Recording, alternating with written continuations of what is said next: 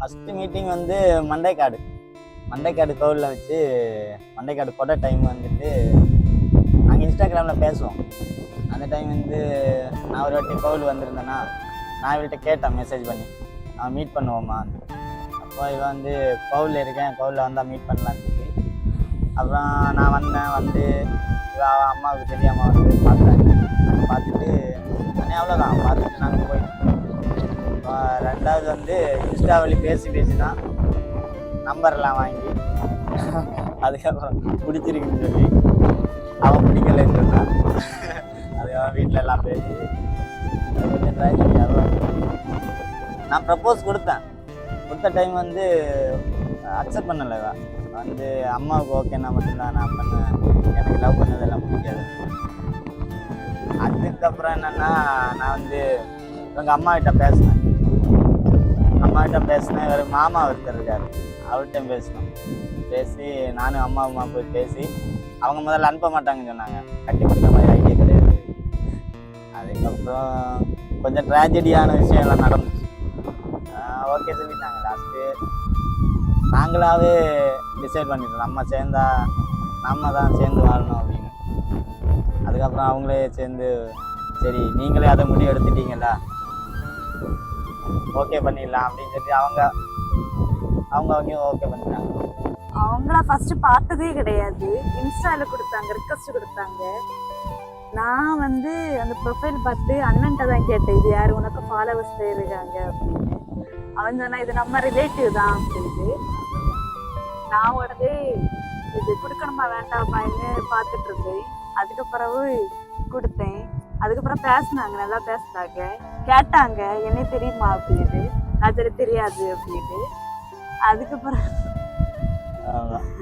பிறகு ஒரு நாள் வந்து மீட் பண்ணலாமான்னு கேட்டாங்க.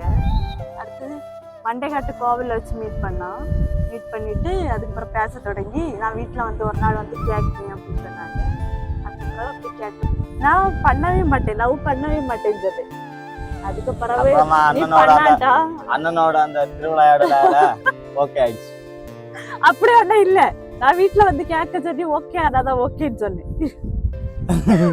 ஒரு திருவிளையாடு கிஃப்ட் என்ன பண்ணிருக்க?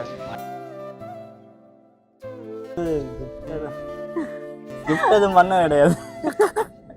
ஒரு வாட்டி வந்து கிட் மட்டும் கிட்கெட் வாங்கி கொடுத்துருக்கேன்.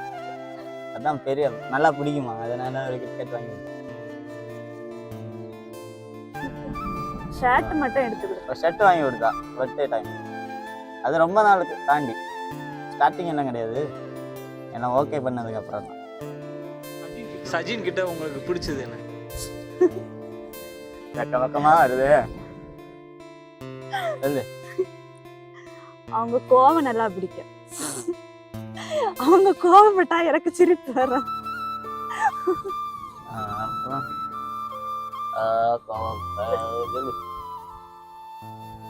வேற ஒண்ணும் இல்ல.